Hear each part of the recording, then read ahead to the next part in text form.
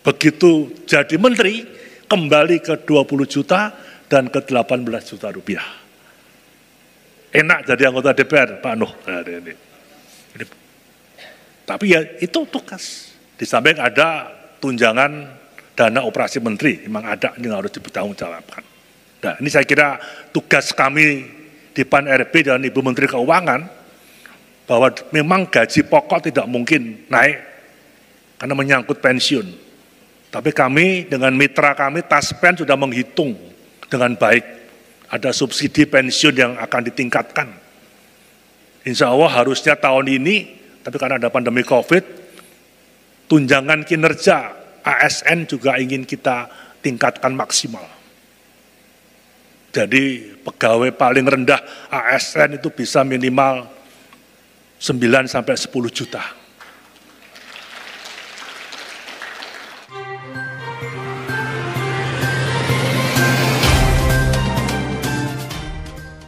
Bismillahirrahmanirrahim. Assalamualaikum warahmatullahi wabarakatuh. Yang saya hormati Bapak Menteri Agama yang hadir secara virtual, yang saya hormati Bapak Wakil Menteri Agama, yang saya hormati Bapak Profesor Muhammad Nuh, Kepala Badan Wakaf. Ini beliau pernah Menteri Kominfo dan Menteri Pendidikan Nasional. Yang saya hormati para pejabat Eselon 1 Kementerian Agama, khususnya Bapak Dirjen Bimas Islam, dan Bapak Ibu sekalian, para hadirin sekalian yang kami hormati. Yang pertama, mari kita panjatkan puji syukur kehadirat Allah Subhanahu wa Ta'ala atas ridhonya kita pada siang hari ini bisa bersama-sama untuk menyaksikan launching gerakan wakaf khusus di Kementerian Agama. Ya, ini wakaf untuk kemaslahatan umat, untuk kemaslahatan seluruh masyarakat Indonesia. Semoga dengan ridho Allah SWT, langkah-langkah hari ini yang tadi dilaporkan dengan detail oleh Bapak Dirjen dan dijelaskan lengkap oleh Pak Profesor Nuh kaitan dengan yang wajib dan yang sunnah, khususnya wakaf tadi, insya Allah akan bermanfaat buat kita semuanya. Bapak Ibu sekalian yang saya hormati, yang pertama pada kesempatan yang berbahagia ini, saya atas nama pribadi dan atas nama jajaran Kemenpan RB menyampaikan selamat kepada Bapak Yahul Khalil Khomas yang telah diberikan amanah dan dilantik menjadi Menteri Agama oleh Bapak Presiden Joko Widodo. Doa kami agar Bapak senantiasa diberikan kesehatan, kekuatan, kesuksesan dalam menjalankan amanah ini.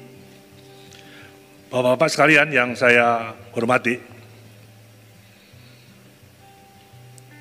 kalau saya baca ini panjang Pak. Biasa kalau staf kantor kan kalau menyiapkan sambutan tuh tebel-tebel gitu loh.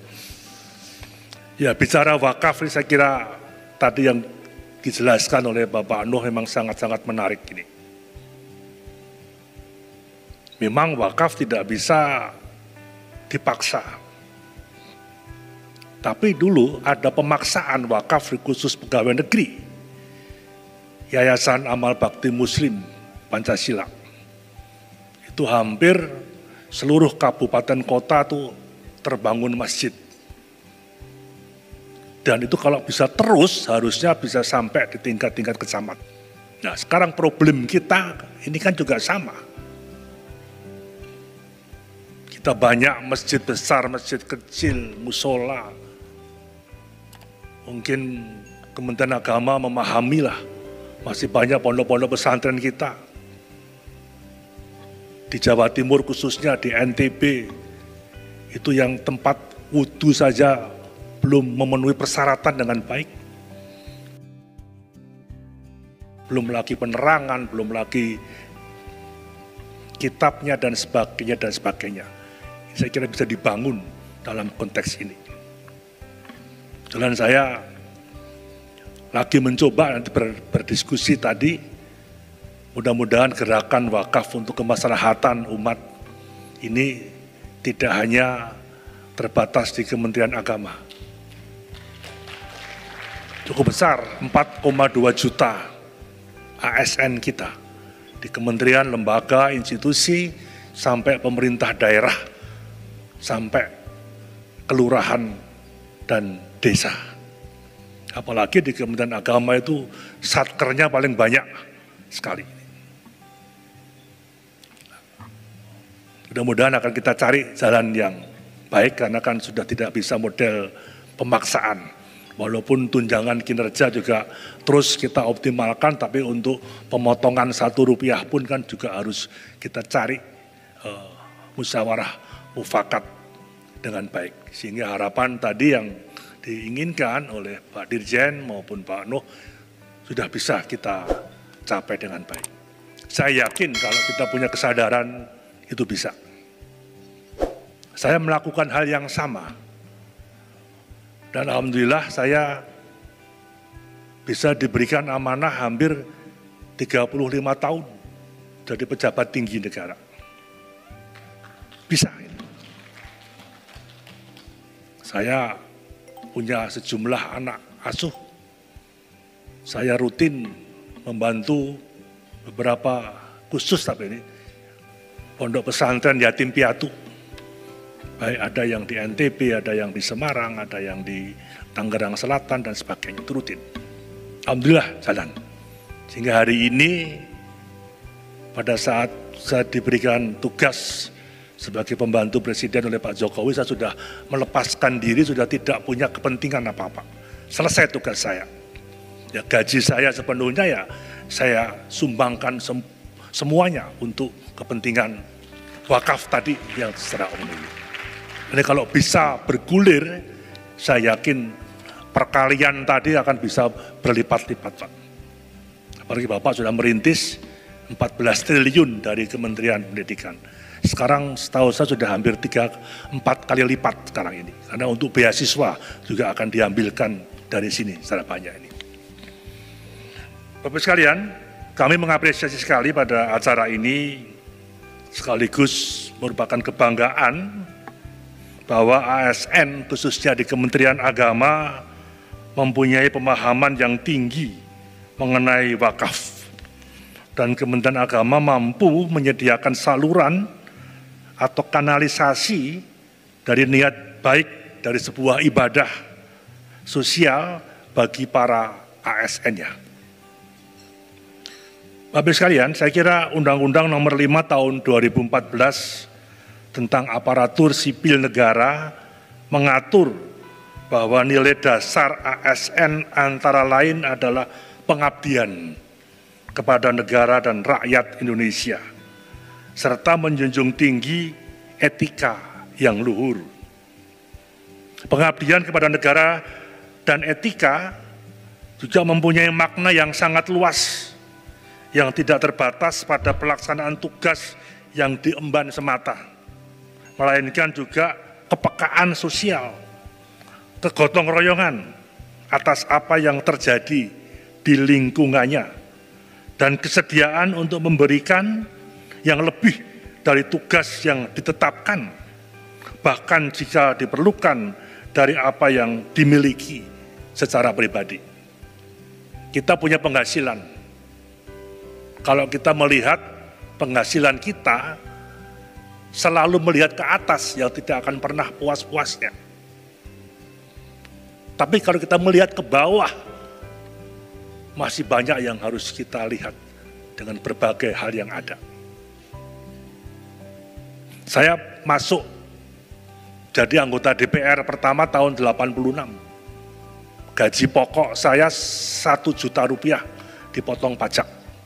Ditambah tunjangan kira-kira 4 juta. Saya pensiun DPR tahun 2014, 6 periode, gaji pokok saya yang 1 juta meningkat menjadi 20 juta. Ditambah tunjangan kinerja 18 juta. Padahal gaji sebagai anggota DPR itu 20 juta dan lain-lain alhamdulillah bisa 260 juta. Begitu jadi menteri kembali ke 20 juta dan ke 18 juta rupiah. Enak jadi anggota DPR, Pak Nuh. Tapi ya itu tugas. Di samping ada tunjangan dana operasi menteri, memang ada yang harus dipertanggungjawabkan. Nah, ini saya kira tugas kami di PAN RB dan Ibu Menteri Keuangan, bahwa memang gaji pokok tidak mungkin naik karena menyangkut pensiun. Tapi kami dengan mitra kami Taspen sudah menghitung dengan baik. Ada subsidi pensiun yang akan ditingkatkan. Insya Allah harusnya tahun ini, tapi karena ada pandemi COVID, tunjangan kinerja ASN juga ingin kita tingkatkan maksimal.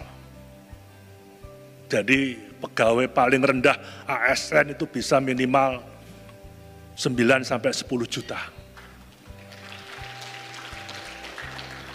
Kita ada 4,2 juta, tahun depan akan kita tambah lagi 1 juta untuk pegawai P3K untuk guru. Karena kita masih kurang guru, 260-an mulai dokter, perawat, dan bidan, masih ada 100 ribuan yang berkaitan dengan tenaga-tenaga penyuluh. Mudah-mudahan lewat perencanaan rekrutmen, sistem merit, kemudian dalam kaitan tunjangan dan sebagainya akan bisa tertata, terdata berapa ASN yang kita butuhkan. Nah, nanti akan kita cari dari gaji pokok dan tunjangan serta yang lain-lain tadi, kita himbau nanti dengan cara yang bagaimana, dengan kebijakan PPK masing-masing, sehingga ada wakaf yang bisa bergulir ini ke depan. Bapak Ibu sekalian yang saya hormati, saya kira nilai dasar tersebut juga meliputi ungkapan atas rasa syukur yang telah diberikan oleh Allah SWT melalui negara. Dan ASN mampu mengekspresikan rasa syukur tersebut dalam ibadah-ibadah yang tidak hanya bersifat individual, namun juga bersifat sosial. Oleh karenanya, saya sangat mendorong buat rekan-rekan saya, sahabat-sahabat saya, para ASN, dimanapun berada, untuk dapat berpartisipasi pada program wakaf ini, yang diinisiasi oleh Kementerian Agama. Tidak perlu tanah yang dapat Anda wakafkan, yang tadi dijabarkan oleh Profesor Nuh. Tidak perlu sejumlah masalah, sejumlah harta, tapi cukup uang Anda sebesar yang saudara rela wakafkan dengan ikhlas, dan semuanya akan dikelola secara transparan dan bertanggung jawab sesuai ketentuan hukum dan agama oleh Kementerian Agama yang bekerja sama dengan Badan Wakaf Indonesia. Saya meyakini bahwa potensi wakaf di Indonesia sangat besar dan ini perlu didayagunakan untuk kemaslahatan umat dan masyarakat Indonesia secara luas. Untuk ini kiranya Kementerian Agama bersama Badan Wakaf Indonesia dapat terus memberikan pemahaman, terus memberikan sosialisasi dan literasi wakaf kepada ASN di seluruh kementerian, lembaga, institusi, dan pemerintah daerah, serta masyarakat secara umum, sehingga dapat terjadi peningkatan jumlah partisipasi umat beragama dalam berwakaf, dan peningkatan pengelolaan aset wakaf, dan peningkatan wakaf yang harus run. Sekali lagi pada kesempatan yang berbahagia ini, kami menyampaikan apresiasi yang tinggi kepada Bapak Menteri Agama, Bapak Wakil Menteri Agama, Bapak Dirjen Bimas Islam dengan segenap jajaran Kementerian Agama atas inisiatif dalam program wakaf termasuk menyalurkan wakaf ASN-nya dan juga didukung kerjasama dengan Badan Wakaf Nasional. Saya kira demikian sambutan kami. Semoga acara hari ini dan langkah-langkah yang dibuat oleh jajaran Kementerian Agama akan senantiasa mendapat ridho dari Allah Subhanahu wa Ta'ala dalam upaya untuk memberikan manfaat yang optimal bagi umat, bangsa, dan negara. Saya kira ini sambutan singkat kami. Kami hanya mengajak pada teman-teman kami, para pejabat di kementerian, lembaga, dan instansi, para teman-teman ASN dimanapun, untuk selalu ingat bahwa apa yang kita nikmati ini, apa yang kita diberikan amanah ini, itu semata-mata bukan untuk kita. Dan harus kita pertanggungjawabkan. Agama saya mengatakan, setiap kamu adalah pemimpin, dan setiap pemimpin kelak akan dimintai pertanggungjawaban kepada Allah Subhanahu wa Ta'ala. Sekecil apapun yang kita perbuat, nantinya akan kita pertanggungjawabkan buat diri kita, keluarga kita, instansi di mana kita bertugas bekerja, lingkungan kita, daerah kita, negara kita, dan kepada Allah Subhanahu wa Ta'ala. Demikian sambutan singkat yang ingin kami sampaikan.